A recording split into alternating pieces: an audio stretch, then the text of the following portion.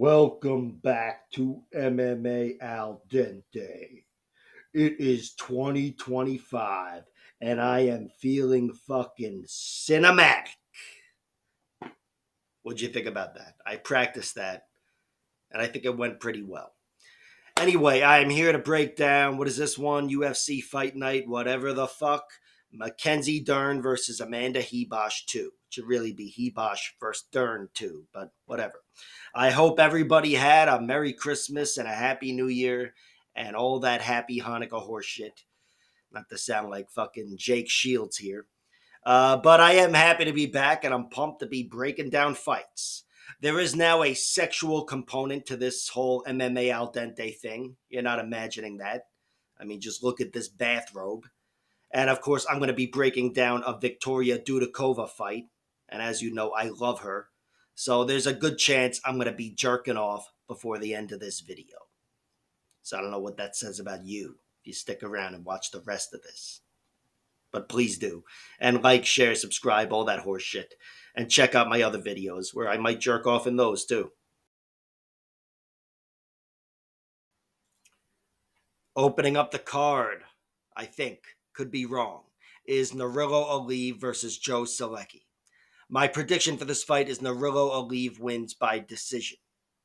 I think. Could be wrong. But I'd be picking the win anyway, even if Solecki was on a full camp here. I think this could be just a stylistically difficult matchup for him. But I found out Solecki was taking this fight last night. So stands the reason he might not be in tip-top shape, despite his willingness to step up here. So he's definitely in fighting condition. And Solecki does have some things going for him. I'm assuming he's the better submission grappler, as is the case in most of his matchups. And also, he's got experience on his side, of course, which is why he's got a chunk of losses. But he's faced a much better competition than Narillo Aliev. But still, I would want Solecki to be a little more well-rounded for me to be betting on him. I don't even know the odds. Maybe I will bet on him. But for me to pick him to be the guy to stop Narillo Aliev. Joe Solecki doesn't really have that stopping power on the feet.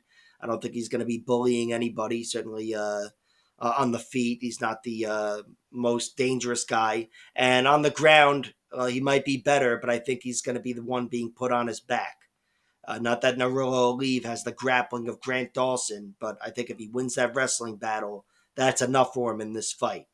He'll probably realize pretty quickly I don't want to go advancing and rolling around with Joe Solecki, but if I stuff his guard, I'm winning. And on the feet, I wouldn't be surprised if Joe Solecki had something for Narillo Aliev, but I'd pick Narillo Aliev to win. He's run into some trouble, Aliev, where he wasn't able to take guys down, and he's had an answer for it. He's looked good. He fought this really good fighter, Zainukov, in the middle of his career, and his takedowns were being stuffed, and he was taking it to him on the feet, pressuring him the whole fight. And in the second half of the fight, he was the one stuffing takedowns, and he won a decision there.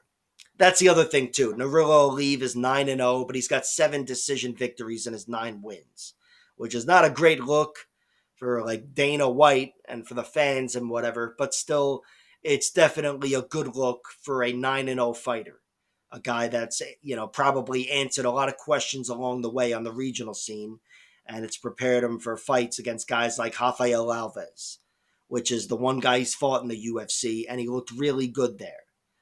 Maybe not, like he didn't look great. He didn't dominate, or he did kind of dominate Rafael Alves, but he didn't finish him or anything like Drew Dober. But to beat that guy under any conditions means you're a good fighter. And to do it in your 9th fight and also surviving danger down the stretch from that fucking cannonball of Rafael Alves. If he can't fucking give you some near-death experience on the feet, he'll jump into a guillotine and mount you. And Narillo Aliev had an answer for him. And it was a majority decision because Aliev bit his finger. So that's a lot more forgivable than taking a chunk out of somebody's rib cage like Severino did last year. But He's been tested along the way, Aliev. He's had an answer for it. And I think here, stylistically, with him having answered all those tests and showing he's got some intangibles, he should be able to stuff Joe Solecki's guard or take it to him on the feet. And in the event of a close fight that does go the full 15 minutes, as most of his fights do, Narilla leaves the guy on the full camp here, the 25-year-old in tip-top shape. So I'm picking him to win the hustle in one way or another. Narilla will leave. Solecki's been finished twice. He was knocked out before he got to the UFC against Nicholas Mota, which was an example of his cardio failing him. And since then, it's been all decision losses, aside from when he got knocked out by Drakkar Klose's slam last year. That may add something to his fragility or lack of durability or whatever, but I'm kind of just dismissing it. And I don't think he's going to be slammed again. But who knows? It may have been something big. Still, though, I think Joe Solecki is going to lose the wrestling battle here. I think he's got the submission skills to threaten Narilla Aliev and scare him into fighting a slower fight. And on the feet, I think Joe Solecki, I don't even know if he's going to be outgunned in the first place, but I know he's not going to be the guy that's going to be stopping Narilla Aliev in his tracks. And I think Narilla Aliev wins that kickboxing battle. I think he's got a little more going on, and I think that's another fight where Joe Solecki loses a decision. So Narilla Aliev wins by decision is the pick. I don't know the odds yet. I don't know how I'll be betting. Could be one of those fights where the odds are so lopsided that I'm betting on Joe Solecki. Next up, we have Fatima Kline taking on my girlfriend, Victoria Dudakova. What's up, Vic? My prediction for this fight is Fatima Kline wins by decision. Sorry, Vic. I think Fatima Kline is an incredibly skilled fighter, and I think she was really up against it in her UFC debut in a lot of different ways. But here she's back at 115 where she wants to be, and she's got a wealth of skills, and I'm picking her to win. Still, this is one of those fights where I'm picking this fighter to win, but I'm betting on that fighter because the odds are fucking crazy. They're crazy. Plus 550 for Victoria Dudakova. I'd bet plus 550 on Dudakova against anybody, any female anyway. Victoria Dudakova's only lost once, and it was to Sam Hughes. And it was a close fight. I thought Sam won, sure, but I thought Victoria Dudakova still was competitive in that fight, and that's her only loss. And she's answered every other question she's needed to answer. Most of her career is finishes, a lot of rear naked chokes, but she did win 2 decisions against Jinyu Frey and Maria Silva on the Contender Series, and those were good looks. Her showing she can rally to win round 3 in an even fight and come out with a victory. And, just even without having seen that, I think there's value on her at plus 550. But certainly having seen those 2 fights, yeah, there's value. And Fatima Kline's got a wealth of skills. I think she's going to have an answer for every position here. But it is still her 7th fight or whatever altogether. And, the odds are off. They're way off.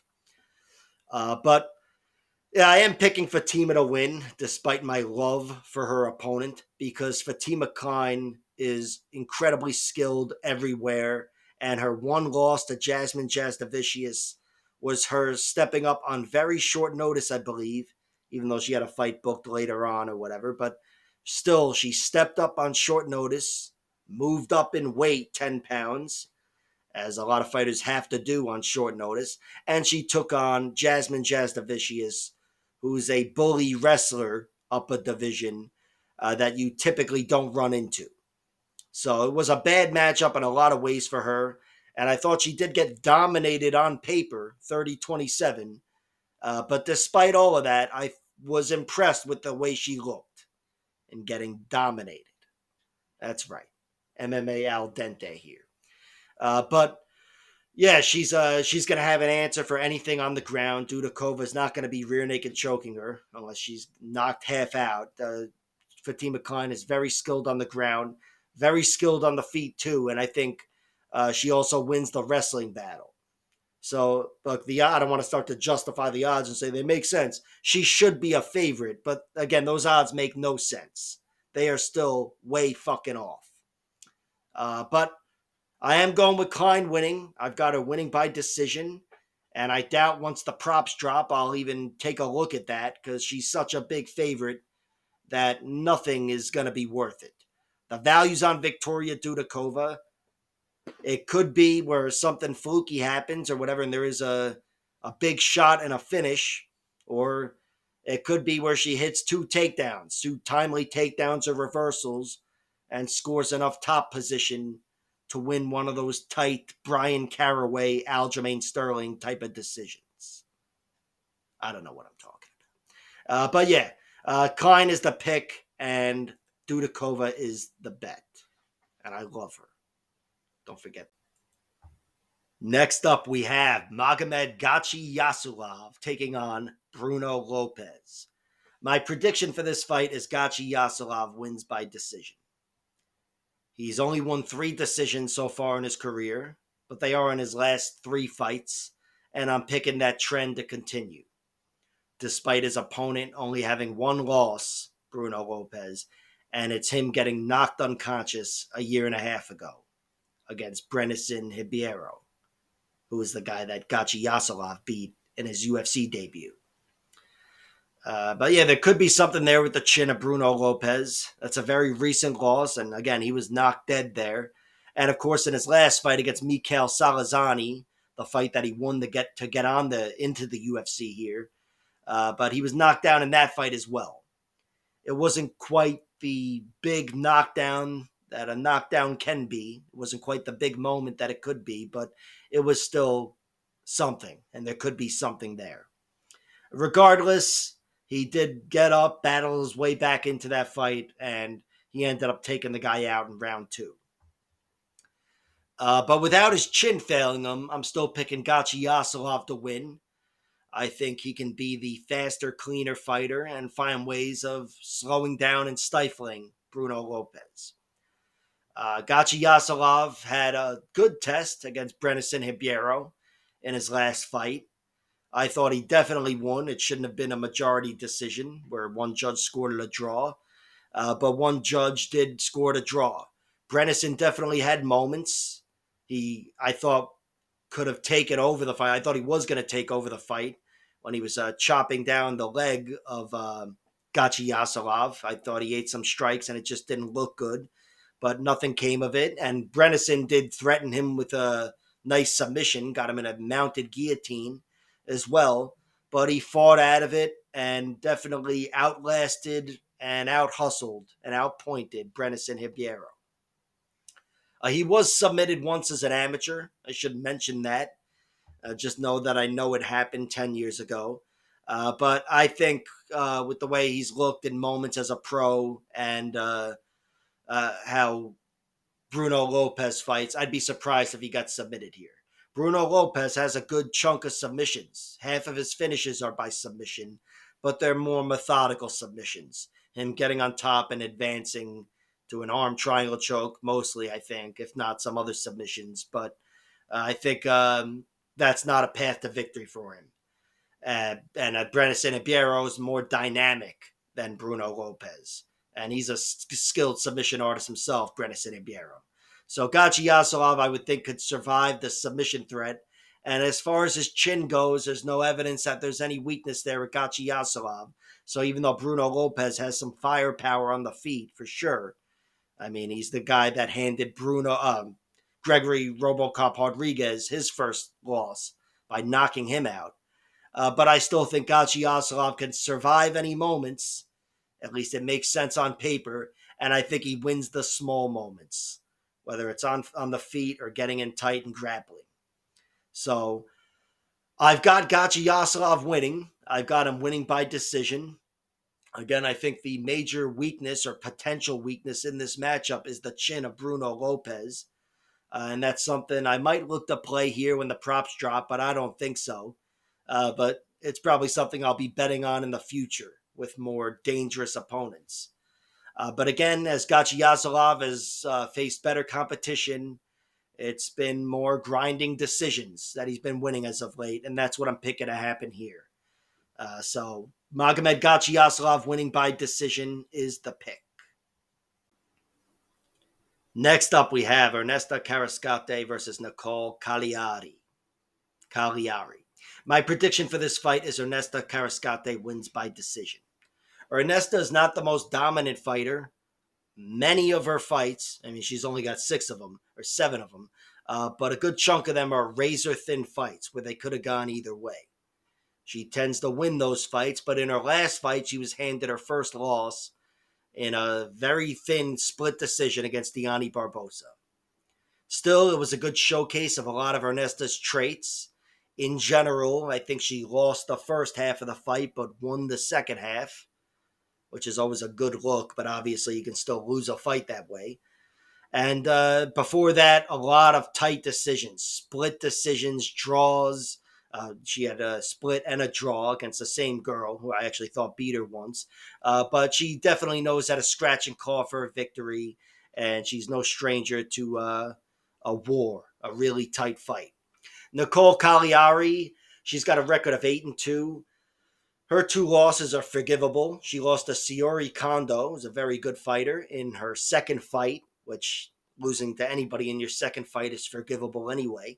And then a few fights later, she lost by round 3 guillotine choke to Kay Hansen, who was in the UFC not long ago. And of course, Kay Hansen is a round 3 beast, so no shame in losing like that either. But she was submitted there. Speaking of which, though, she's got 3 submission victories herself, and they come in her last 3 fights, where she's gotten to showcase her skills. She got 2 arm bars and 1 rear naked choke. 2 of those submissions come in round 2, which is a great look. But her last one in round 1 was what got her into the UFC. She submitted Corinne Laframboise on the Contender Series with an arm bar from the guard as well. So she's definitely dangerous. I mean, she's got a lot of TKO victories. She's never won a decision. All other 5 of her victories are TKOs or knockouts. So she is incredibly dangerous on paper. But I think here she's going to have a hard time going through Ernesta Kareckaite unless she gets her down early, I think, and is able to go through her with her ground game. Ernesta Kareckaite, who's difficult to wrangle in the first place, she's really tough, I think, to put away. She's been in bad spots, survived everything. And again, she's got a lot of excellent traits on her side. Cardio and grit and the rest of it combined with her kickboxing, which I think is going to carry her to a victory. I still think this could be a close fight. I'm picking Ernesta to win a decision, but just about every one of her wins, every one of her decision victories was razor thin, split, draw, whatever, could have gone either way. And again, even her 1 loss there. So while I'm picking Ernesta to win, I'm going to wait for all the props and odds to drop here because I might play one of those plus points for Nicole Caliari. Plus 3.5, plus 7.5, whatever they have there that makes sense.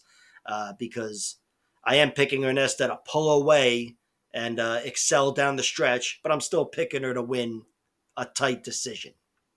So Ernesta's the pick, and the bet is yet to be placed, if there is one. Next up, we have Jacoby Smith taking on Preston Parsons. My prediction for this fight is Smith wins, and I'll go with him winning by decision, despite him taking the fight on short notice. But I do think Preston Parsons could be the first guy to beat this guy, because Preston's got a lot in his favor. This is a similar matchup to Nurullo Aliev versus Joe Solecki, where Preston Parsons, much like Joe Solecki, has better submission grappling for sure, and also experience on his side. But what makes this different is that Preston is the guy on the full camp here.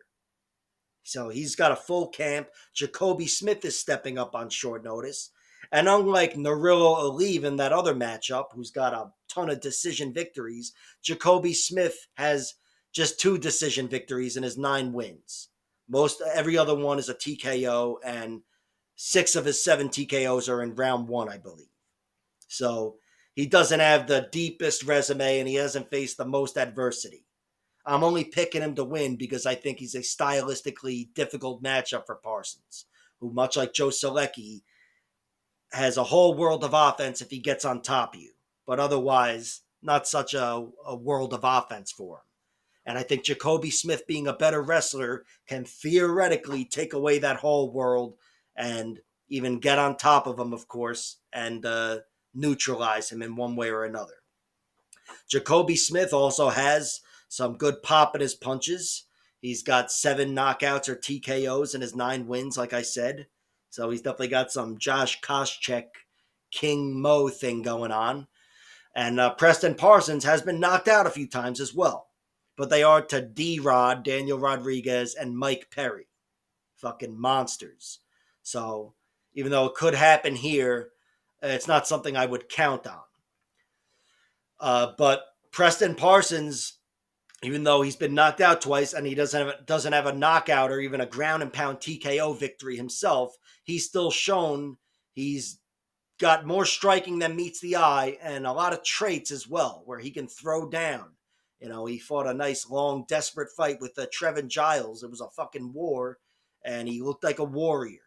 So I'm not saying Preston is going to have anything for Jacoby Smith, but if he gets him tired in round 2, round 3, he could find a way to find a chink in the armor, even on the feet, but certainly on the ground. If he gets on top of Jacoby Smith, Jacoby's in trouble. Preston is a really good grappler and heavy on top.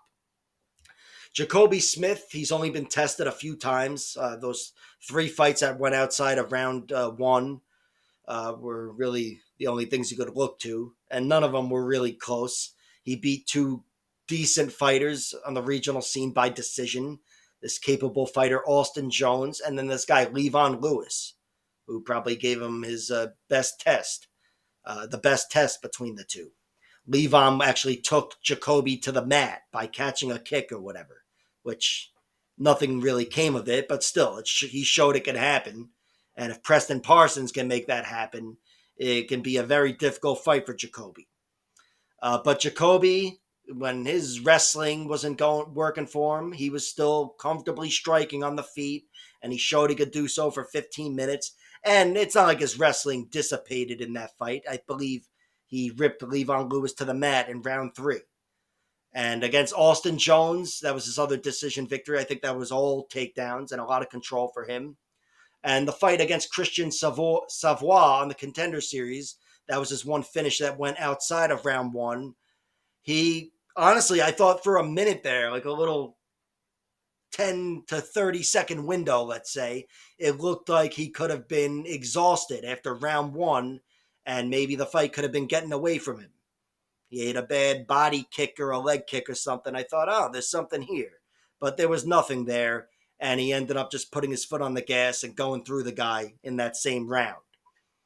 So he's had an answer for every question, but he doesn't have the deepest resume. Preston Parsons is by far the best fighter he's fought. He's on a full camp, and if shit should get away from Jacoby Smith, maybe he'll always have that takedown in him where he can just comfortably take down Preston and sit on top of him. But I still think Preston Parsons could easily be the first guy to find a chink in the armor and make Jacoby Smith pay down the stretch in this fight. So I'm taking Jacoby Smith, but I'm going to wait for the odds and see which way to go on this one. Up next, we have Thiago Moises versus Trey Ogden. My prediction for this fight is Thiago Moises wins, and I'll go with him winning by decision, because that's what I pick for every fight. But of course, he's such a good submission grappler, where it wouldn't totally surprise me if he was able to win by submission. Trey's been tapped a few times, even though he's a great grappler himself, but I think Thiago's a little better. Of course, this fight could have nothing to do with submission grappling, and it could just be settled with wrestling. If Trey Ogden's able to get on top of Thiago Moises, defying my expectations like he did in his last fight against Louis Rajabov, another fucking tank, then Trey Ogden could win just with gravity and positioning. And on the feet, both guys are grapplers before they're strikers, certainly, but they've both got something going on the feet. Trey Ogden's got some clean but basic striking, and he's also got a little bit of height and reach to back him up here. And Thiago Moises, He's a little more powerful, I think, and dangerous. And of course, he looked like Ernesto Hoost in his last victory over Mitch Ramirez. But yeah, neither guy is really that great of a striker. I think it's anybody's fight to be won there. So no real feelings on the matter there. But I'm taking Thiago Moises to handle himself on the feet, probably land the better shots, and also to be the stronger guy that stuffs the takedowns of Trey Ogden and even gets him to the mat. I think Thiago will be stronger inside and tight. And of course, technically, I do think his grappling is better. Where I'm not saying he'll go through Trey Ogden, although, like I said, Trey's been submitted a few times. Uh, Thomas Gifford got him out of there with a guillotine twice, like the same exact fight. And Nick Brown also submitted him with a rear naked choke. A good fighter. But even if he's not able to go through him with the submission, I still think Thiago Moises is the better submission grappler. He'd be hitting the sweeps and the reversals and whatever. Of course, it might not get to that. It might just be about the takedowns and the stuffing of the guard and the rest of it.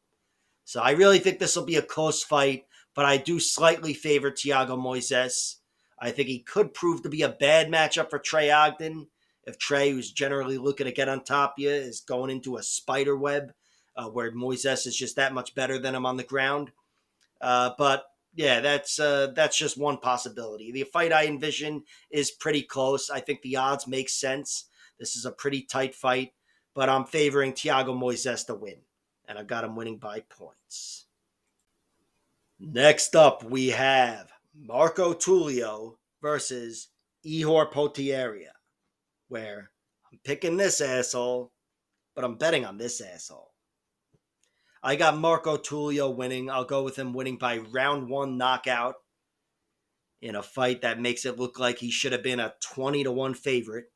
But despite all of that, I'm here to tell you pre-fight about how his 5-1 odds are way off, and the value is on Ihor Potieria. Ihor, he's the more seasoned fighter, a lot more experienced, also the more versatile guy. He's got a chunk of submission victories in his career. I don't want to act like he's fucking Jacare. I did see his last fight against Cesar Almeida. But still, he's got enough going on where he's that big of a threat where the odds are wrong. But still, my prediction is that his weaknesses come to haunt him here yet again, and Marco Tulio goes through his chin. Your Potieria definitely has a compromised chin. I mean, I don't want to make it like you touch him and he's done, but it's a problem moving forward. And in this fight here, I envision it being a problem. Marco Tulio is incredibly dangerous, really dangerous guy. No major or obvious weakness to him at all. He's definitely not the most versatile fighter, or he would have picked up a submission victory by now. But if he was bad enough there, he would have been tapped out at the same time.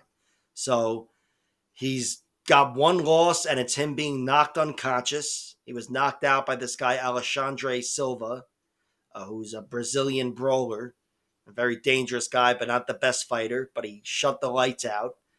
And that was it. Since then, though, he's been able to stand tall in every fight. He's gone the distance a few times, which is a good look, even on the Contender Series against Alex Pereira's training partner, I believe. But also, he's gotten some nice, violent finishes down the stretch in the round two, which is what he got done in his last fight and how he punched his ticket into the UFC. So he's got a lot of upside, Marco Tulio. And I think, look, the value's on Ihor Potieria. But yeah, my prediction is Tulio wins, and I've got him winning in violent fashion. Ihor Potieria, it's not like he always goes down by knockout.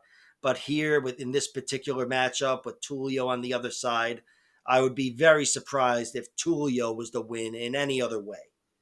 On the flip side, if Potieria was the win, I really couldn't tell you if it would be knockout, submission, or decision that's most likely. But I just think he's got some tricks up his sleeve, obviously, and he's got enough experience. He's been in there with a lot better fighters where there's value on his side. So the bet will be on Ihor Potieria. maybe I'll try to cover my prediction with another bet once the props drop and the over/under even.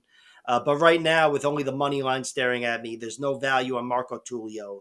But absolutely, he is my prediction to win, and I've got him winning by knockout. Next up, we have Jose Johnson versus Felipe Bunes. My prediction for this fight is Felipe Bunes wins, and I'll go with him winning by submission. Maybe catching one of those long, thin arms in an armbar. Although Felipe Bunes has given up 5 inches of height, but the reach is pretty much even. So maybe I'm wrong about the long arm there. But I'm picking Bunes to win. I do think he's the better grappler. I don't think his record is too pretty, but I think he's faced some stiff competition. He's got 7 losses. He was TKO'd once, and that was in his last fight to Joshua Van. And that wasn't like his chin failed him. That was his cardio failing him. And I can't say that's a trait yet because Joshua Van accelerates more than any other fighter in the sport right now. And getting overwhelmed and outlasted by him doesn't say you have shit cardio. But that's the one time he was TKO'd. I bring that up because Jose Johnson has bricks in his hands. He's definitely got the magic touch and he can shut the lights out. And that wasn't an issue of his chin failing him, again, against Joshua Van. He's been submitted twice as well, Bunes. Once in his debut, which, whatever, that's going to happen. And once a few years ago to Jussier Formiga, who was one of the best fighters in the UFC for a while. And that was his only fight since leaving the UFC. He was tapped out with a rear naked choke in round 2. He didn't tap, but that was an extra dangerous jiu-jitsu guy that got on top of him. Felipe Bunes, though, his other losses come from other guys getting on top of him. They just don't have the jiu-jitsu prowess of Jussier Formiga. So they were mostly relegated to stuffing his guard, shucking off arm bars, and keeping top position. He lost 3 consecutive fights in Russia, I believe, to a couple of Chechen and Dagestani guys. And that's how he lost generally. They were able to get on top of him. And some were able to exploit some advantages they had on the feet. Felipe Bunes, he's not the most dangerous, explosive athlete. Definitely doesn't have the greatest pop in his punches either. But he is solid everywhere. He's solid. I think he's got good stand-up. Again, the reach is pretty close here, despite him giving up 5 inches of height. He definitely doesn't have the danger of Jose Johnson, but he can really turn on the aggression and bring some exceptionally dangerous and explosive moves that you may not expect from him. And he's also got some sharp hooks and the rest of it. But his bread and butter, of course, is getting on the ground. On the ground, he's an incredibly dangerous submission artist, really active from any position. Again, those wrestlers, those Russians, were getting on top of him, and he was throwing up arm bars on every one of them. And here, again, I envision him throwing up arm bars on Jose Johnson and having a longer, thinner arm to isolate and try to break. But yeah, if he gets on top, of course, that's where he can control you and out-grapple you, and that's where he wants to be. And I think here, that's where he's got his greatest chance of getting a finish, getting on top of Jose Johnson. The thing is, Bunes will sometimes overcommit and overextend and get swept. You know, he's not the most physically dominant, strong fighter. But still, he's got skills everywhere, seems to have really solid traits. Again, I'm not ready to write off his cardio or his submission defense or anything from his recent losses. And here, I think against Jose Johnson, it's a much more manageable matchup than the Joshua Van fight, which I still thought Bunes looked really good up until he didn't. I thought he won round 1 and then he fell off a cliff pretty much. But here, I'm assuming he's done everything he can to patch up that hole, even though he's 35, so he's no spring chicken. But he can't let that happen again, him collapsing with his cardio. And I think here he's going to be able to out-grapple Jose Johnson, whether he's able to get in on him, which will be set up with his tight, deceptively effective striking, or just scrambling. You know, if Jose Johnson gets on top of Bunes, I think Johnson's in trouble. Still, he can shuck off arm bars and maintain top position. That wouldn't surprise me. But I still think Bunes is definitely in the realm of catching him, even from the bottom. He's really dangerous. He caught this guy, Michael Solander, good fighter. That's his last submission victory, I believe. But Bunes looked really, really good in round one on the feet, making shit happen and getting on top of him as well. And then when he was taken down, he ended up catching an armbar from the guard. Again, that guy's a good fighter. Not all of his submission wins are over great fighters, but still, he's shown really good skills, and I'm picking him to win this fight and to win it by submission. Jose Johnson, he's got that touch in his hands, though. He's got fucking bricks. It wouldn't be surprising to me if he was the first guy to shut the lights out of Felipe Bunes. And Jose Johnson, he's not the greatest grappler, certainly, but the only guy to submit him in the last 7 years is the Twister from Damon Blackshear, which is obviously unique, or unique enough anyway. And of course, he submitted Chad Anheliger in the final minute, I think, of a 15-minute fight last year. And Chad Anheliger is Mr. Round 3. So that was really impressive. And yeah, he's definitely got skills everywhere, Jose Johnson. He's shown good grappling, but I think here he's up against it grappling wise. So yeah, Bunes is the pick, and I've got him winning by submission. I'll see what the props look like, but I've already bet on him anyway. Next up, we have Punahele Soriano versus Uros Medic. My prediction for this fight is Medic wins, and I'll go with him winning by round 3 TKO. But with the way Punahele Soriano looked in his last fight, it looks like he could be a brand new fighter at welterweight. He dropped down from 185 to 170, and it looks like that swung physicality in his favor drastically. And of course, it revealed that he's been a wrestler this whole time as well. So that's nice. I probably knew that, but I certainly forgot it until he fought Miguel Baeza, and he was dominating him. That was a complete shutout. And wrestling may be more of a viable option for him at 170 instead of trying to go through the hips of big Brendan Allen. So this could be a totally new Punahele Soriano. Of course, even if it's not, he's still very much in this matchup. I mean, the guy's still dangerous himself. He probably hits harder than Uros Medic. A little more pop in his strikes, punch for punch.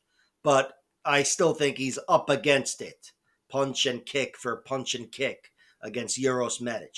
Just technically, I think he can hurt him, but he's definitely going to be losing the points battle along the way. That's my prediction anyway. But he still stood up to strikers at 185. The only guy to get him out of there was Roman Kopylov, who's also on this card in the co-main event, I think. But Kopylov is obviously a fucking beast, and he accelerates as the fight goes on, and he was able to get Soriano out of there down the stretch. But other than that, Soriano has stood tall.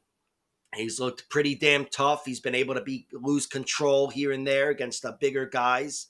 And Brendan Allen was able to take it to him on the feet a lot with his striking there, a lot of mean body kicks.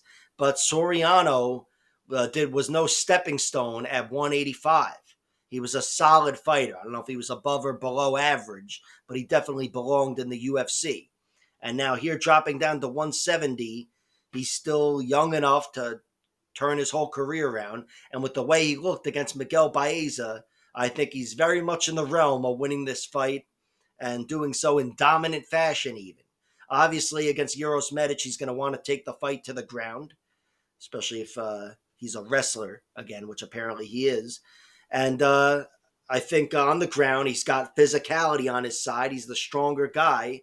He may not have the overall grappling of some of the other guys, some of the better guys in the division, but he looked like a real solid fucking tank in his last one, drowning and beating up Miguel Baeza. And I do think Uros Medic, despite having some triangle choke victories earlier and some niftiness to him on the ground, he's still not a good grappler for the UFC. And I think anybody who gets on top of him could shut him down, including Punahele Soriano. And he's very much in this fight, but I'm picking against him.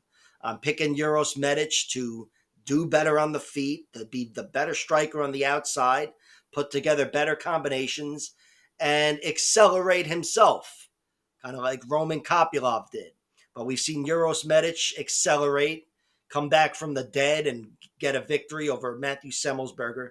He wasn't coming back from the dead there, but he was knocked down. And in the end, he got up, got in Semmelsberger's face, accelerated, and took him out in excellent fashion in round 3. And I guess that's kind of the fight I'm envisioning. I'm envisioning Uros Medic uh, facing adversity, but overcoming it, keeping the fight standing, and sort of taming Punahale on the feet. I think he can uh, definitely outstrike him and win the small moments and get the points going. But I envision him actually getting a finish and taking away all those points by putting Punahale away down the stretch. So Uros Medic round 3 is the prediction. I haven't bet on him yet. I bet on the over because it's a little better money, but I'm going to wait to see how to play this one once everything drops. Next up, we have Austin Bashi versus Christian Rodriguez. My prediction for this fight is Bashi wins, and I've got him winning by decision. But Christian Rodriguez, he is a bona fide round 3 fighter, and he's also a guy who's earned a reputation as a prospect killer, stopping Cameron Simon, Raul Rosas Jr., and Isaac Dolgarian, even though he's a bit older than those other guys. But still, he's a dangerous matchup for anybody making his UFC debut, especially a young 23-year-old like Austin Bashi. But where Austin Bashi is different from most 23-year-olds is that he's already got 13 fights and he hasn't steamrolled all of his opponents like Isaac Dolgarian did. I think Isaac was 6-0 with all 6 victories being round 1 stoppages. And that's why I was questioning his gas tank in that fight against C-Rod. Here, I don't question Austin Bashi's gas tank. He's got 13 wins with 3 round 1 finishes. He's been 5 rounds in a winning effort. It was a comfortable 5 rounds for him, but he still went 5 rounds. He's been 3 rounds, and the majority of his finishes go in round 2 and even a few in round 3, I believe. But he's a guy who can keep that pressure on and even turn it up when he needs to. And he seems to accelerate and outlast his opponents himself, much like Christian Rodriguez. But Christian is a guy who is not so dominant. He's not the most physical and impactful fighter. And I do think Austin Bashi's going to be having his way with him early. But C-Rod is a survivor, generally. He was tapped out by Julian Erosa, of course, in his last fight, but he's still a guy who has shown he could take it positionally. Julian caught him with an opportunistic submission move, a guillotine, a very dangerous guillotine from Julian Erosa. But I do think Austin Bashi, as dominant as he is on top, and I expect him to be dominant on Christian Rodriguez, I don't think he'll be able to close the show on C-Rod. He might get some 10-8 rounds, though. Which, by the way, I may as well mention now, I am absolutely betting on draw on this fight, as well as round 3 finishes and the rest of it. But talking about pennies here, but I'm still betting on draw for this fight because Austin Bashi himself is a 10-8 fighter. He's a guy who's really good at getting back control. And Christian Rodriguez, he's a round 3 fighter. He's a guy who can take it and then leave you there in his dust and be the last man standing in round 3. So I do think Christian Rodriguez is going to be controlled, but I do think that could take some of the energy from Austin Bashi. It could cost him, like it has with Isaac Dolgarian, of course, but also Raul Rosas Jr. Both guys were all over C-Rod. Of course, Jonathan Pierce was as well, and he was able to finish that one strongly against Christian Rodriguez in round 3. But C-Rod was really up against it in that fight. Took the fight on short notice, moved up in weight, and still gave Jonathan Pierce hell. And in round 3, in the beginning of round 3, he was taking it to Pierce and got a near finish. So he's a guy who will always give himself a shot. And even in his Joshua Weems fight, he was, he looked like he was just totally neutralized, and he just snuck that anaconda out of nowhere. So he's a guy who really maintains his composure, and I think he knows to keep himself safe because he can turn on the gas when he has his moments. So there's definitely something to Christian Rodriguez in this fight, but I still have to go with Austin Bashi. Because let's face it, the Bulgarian fight certainly could have gone the other way. And Raul Rosas Jr., with a few different tactics, could have won that fight. And Austin Bashi, he's a young, promising prospect who doesn't know everything, but he's still got a wealth of experience compared to most fighters in his position. So I'm taking him to face some dangerous moments from C-Rod, to face some tides turning, but to re-secure position and slow things down when he needs to and win this fight by decision. That's the prediction. The bets will be going every which way. I already said I'm betting on a draw because I'm a jerk off. But yeah, the pick is Bashi by decision. Next up, we have Chris Curtis versus Roman Kopylov. Why am I mad? I don't know. I'm predicting Roman Kopylov wins this fight, and I've got him winning by decision. I think it's going to be a close fight, though, and with only the money line staring at me, Chris Curtis at plus 220 is tempting. But I'm not going to bet on that. I'm going to wait for everything. Maybe Chris Curtis at plus points might have some nice value on it. But I can say for Roman Kopylov, I'm waiting because I do think his primary path to victory in this one is decision. It's a 3-round fight, and Chris Curtis is incredibly durable. He's been knocked out once. I'll get to that in a minute. But look, Roman Kopylov, I have to recognize his danger. He's an incredibly dangerous guy. He may not be the most powerful guy, but he's a really good striker, and he accelerates. And his kicks are phenomenal. And typically he puts guys away down the stretch, rounds 2 and 3, and even in round 4. And often his kicks are a part of that. And whether it's the kicks or the punches, he goes to the body very, very well. So he's a dangerous guy in a bad way for somebody who's getting tired. But still, Chris Curtis is exceptionally durable.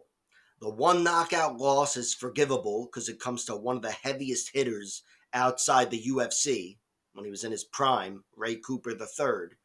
And since then, he's been in the UFC fighting incredible competition, and no one's been able to take him out. He's been hurt. He had a headbutt from Kelvin Gastelum, shit like that. And I don't know what the fuck happened in the final 10 seconds of the Brendan Allen rematch. I don't know if he was hurt or whatever on another planet. But I still have to say I trust Chris Curtis's durability, even at age 37, with all of his mileage. I trust it to stand up to Roman Kopylov's offense, even. And I do think this, if it was someone else, it would be a very favorable matchup for Roman Kopylov because he's given him a pure striking battle. Chris Curtis, I don't think he knows you can take guys down in MMA. Roman Kopylov does, and he made it happen against Cesar Almeida, which was a great look for him. But here, I think he would have a hard time taking down Chris Curtis anyway. But mixing it up couldn't hurt anybody in what I think is going to be a pretty close striking fight. But I still favor Roman Kopylov, even in a pretty close striking fight, because I think he's just more active and more agile. I think he's going to be moving better and striking a little more. Chris Curtis, he's a guy who sits back. He's a patient fighter. He bides his time. And here and there, it's cost him. And I'm thinking it's going to cost him here against Kopylov. But Chris Curtis, I do think punch for punch has a little more pop than Roman Kopylov. He's built like a brick shit house, and he's very dangerous. He's patient, but that's because he's an effective counter striker, Chris Curtis. So, and also he's a southpaw, which kind of minimizes the effect of that whole kicking game, the body kicks anyway, of Roman Kopylov. Might be easier for him to touch the legs, but I still think Chris Curtis can make him pay with some timely counters, with some serious pop behind him, and make this a very close fight. And it will be close. Like I said, I have to wait for the props to see which way to go. But my prediction definitely is Roman Kopylov wins by decision. I mean, that's what I think is definitely the most likely outcome of this fight, of all the possibilities. Kopylov being a little more active and edging Curtis by decision. So, yeah, Kopylov by decision is the pick, and the bet remains to be seen. Up next, we have Cesar Almeida versus Abdul Razak Al Hassan. My prediction for this fight is Abdul wins by decision. And the basis for the prediction is that I'm a fucking idiot. Just an absolute fucking idiot. You'd have to be to pick him to win a fight by anything other than round one knockout. He's got 12 wins, 11 of which are round one knockouts, and that other one, it's a knockout maybe 30 seconds into round two. So again, a fucking idiot. But I am that idiot. I do think this is a funky matchup. I think Cesar Almeida has him bested on the feet, technically, really in rounds 2 and 3. In round 1, with explosive energy, Abdul Razak Al Hassan is typically the bully. And he's definitely going to be bringing the danger early. I think, he's probably got it in the back of his head. Hey, I can try to employ some judo here and make this more of a tactical fight. But I still think plan A is going to be him putting his foot on the gas and trying to knock his opponent dead in 90 seconds. And he might do so. But Cesar Almeida's never been finished. I don't want to act like he's got such a deep MMA resume. But even in kickboxing, I don't think he was ever knocked out. He was knocked down against Roman Kopylov in his one MMA loss. But I don't think he was too badly hurt. He left himself open and he got clipped and he got knocked to the mat. But I don't think he was very badly hurt there. I don't think his chin is garbage or anything close. But regardless, even if you're prime Mark Hunt, you're in danger of getting knocked out against Abdul Razak Al Hassan. He is just danger personified, like Rafael Alves, who should really be in the UFC.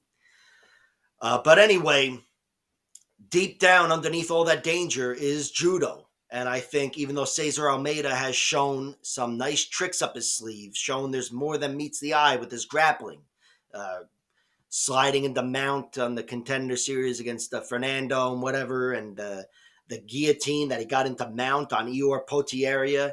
He's definitely, his ground game's coming along at the ripe age of 38 or whatever he is. But still, as much as it's coming along, I think he's outgunned on the ground against any UFC fighter who's employing a ground game. Abdul Razak Al Hassan, I don't want to start going off on his ground game. He's definitely, he's buried that ship deep down inside.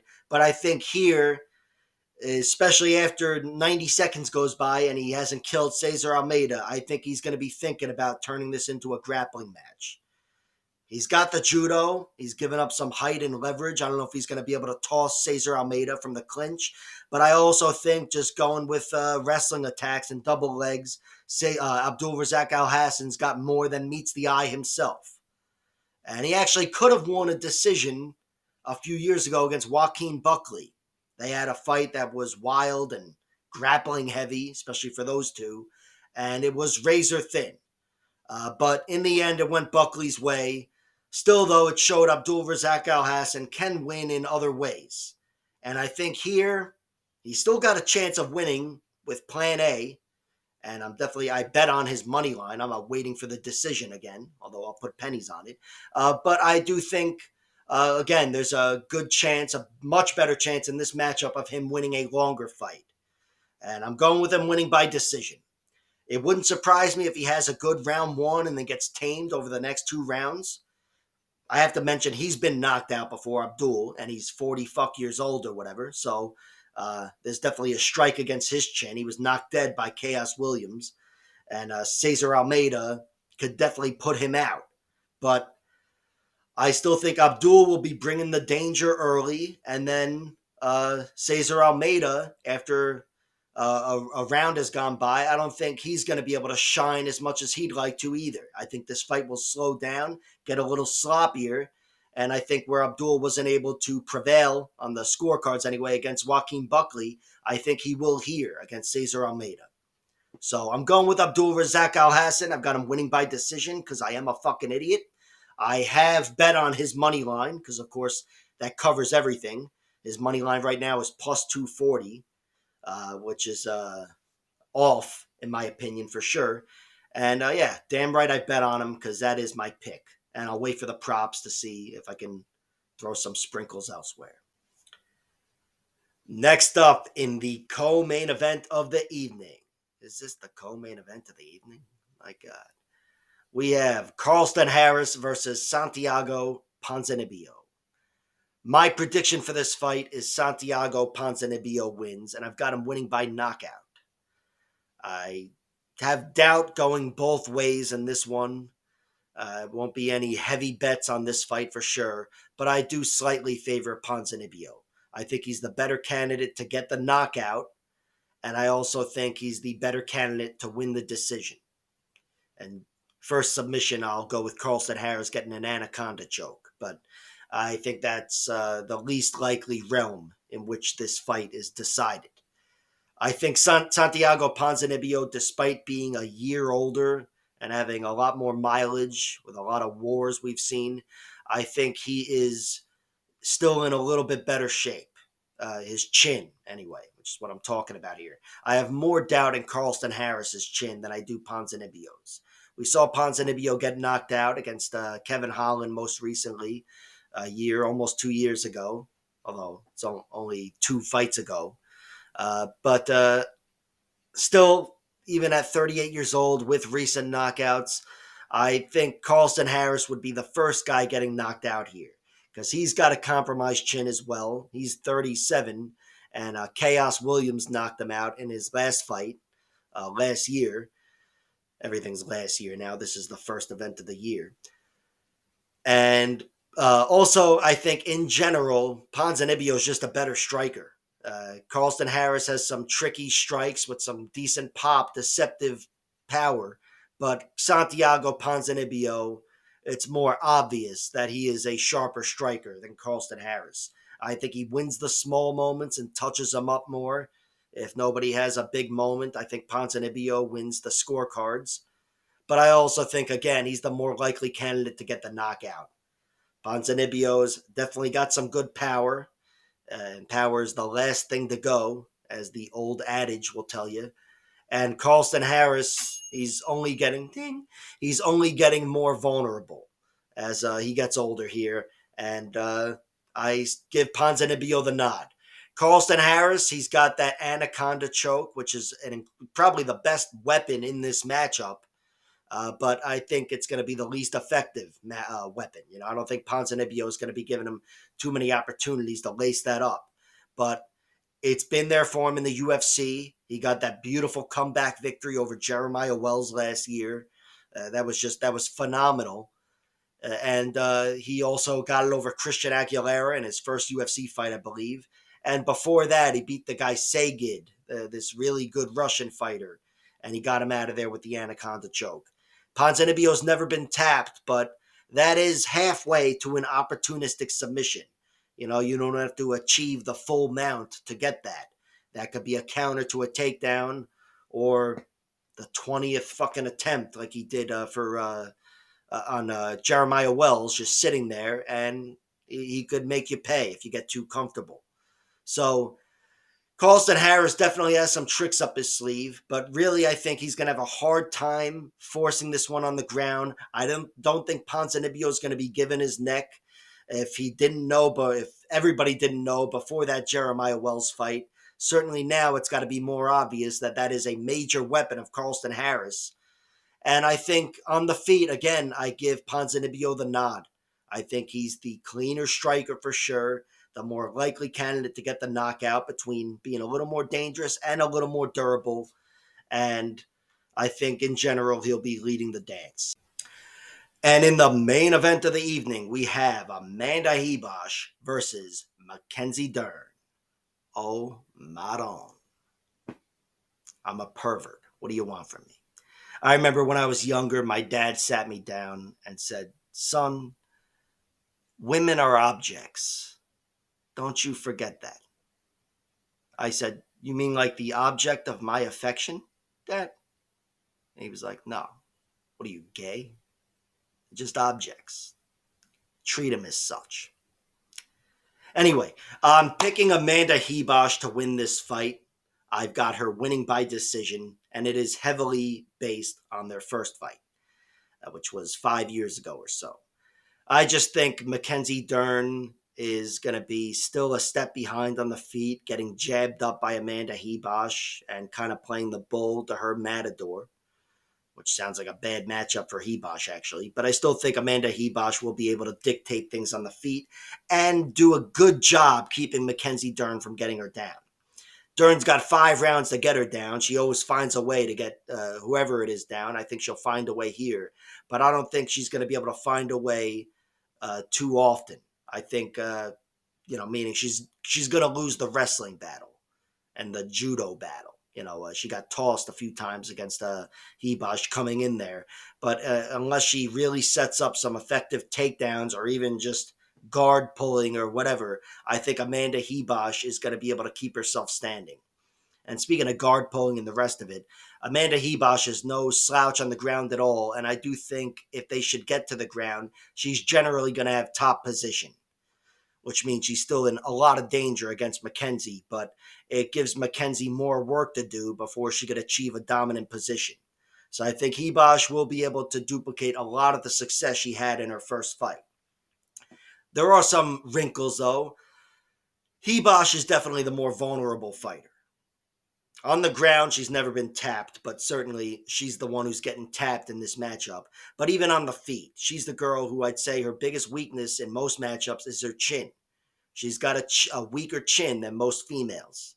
She was knocked out, and not like TKO'd. She was cracked and rock silly by Poliana Viana before she got to the UFC, by Marina Rodriguez, and by Macy Barber, who kicked her head, but then pounded her and knocked her out, or TKO'd her.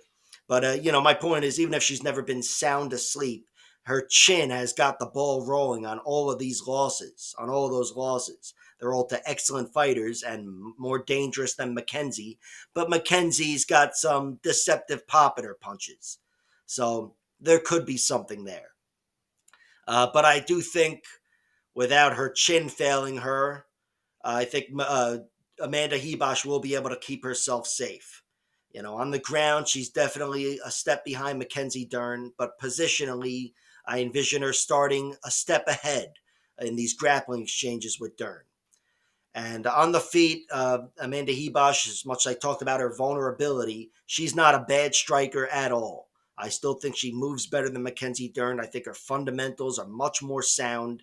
And I think over the course of 25 minutes, she definitely gets the better of her in all the small moments. The first fight was a while ago, 5 years ago, but it's not like we've seen so much progression. Mackenzie Dern, she's got a lot of tricks up her sleeve, and we've seen her hit takedowns every which way, but she's still not a wrestling force. Her wrestling hasn't developed like it needed to for her to be the championship fighter that she could be. But here, this could be her last real shot. I think she really needs to win this fight, not only to right that wrong, but also to show her progression and to level up.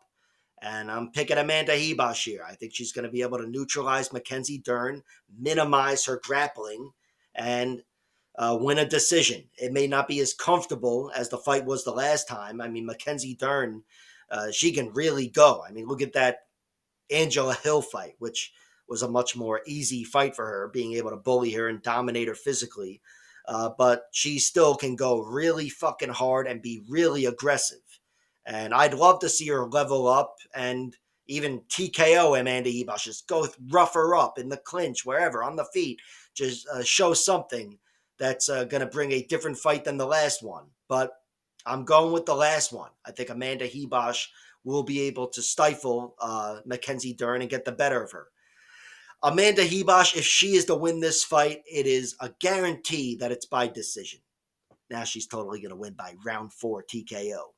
But yeah, look, its decision is far and away her path to victory here. This submission should be impossible, and TKO, I think it's only possible down the stretch if she's dominating Mackenzie Dern and shutting her eyes, or closing up her eyes or whatever. But I correct myself, shutting her eyes, whatever. Either way, um, she's definitely not Jessica Andrade, who is the one girl to take out Mackenzie Dern. Andrade hits like Chad Mendez, so it's forgivable. And it's not like she knocked Mackenzie Dern out. She just knocked her down and knocked her around. And at some point, it was just like, all right, enough's enough. Let's move on. But again, that's Chad Mendez. Amanda Ribas has a lot going on the feet, but she doesn't have that kind of stopping power. And I think Mackenzie Dern at the end of this will just look like the tired bull who got tired of chasing the matador, but she will be still standing when the final bell rings. On the flip side, if Mackenzie Dern was to win, could go any which way. I guess I'd go with submission being the most likely. She's never TKO'd anybody, but that's definitely the primary weakness of Amanda Ribas. And of course, decision is a distinct possibility as well. So with Mackenzie Dern, it could really go either way. With Ribas, it's decision, and that's why I'm waiting really for the plus points props, because I do think Mackenzie Dern, she typically has her way at least once in every fight. And I think on the flip side, she's really durable and going to be tough to get out of there. So her at plus points might be the way to go here. Or Ribas by decision, of course. But that is my pick, Ribas by decision, and I will wait to see how to play this. Thank you for tuning in to my videos. Like, share, subscribe, all that horse shit. And check out my other videos, where I end them with a little more momentum or something. I don't know.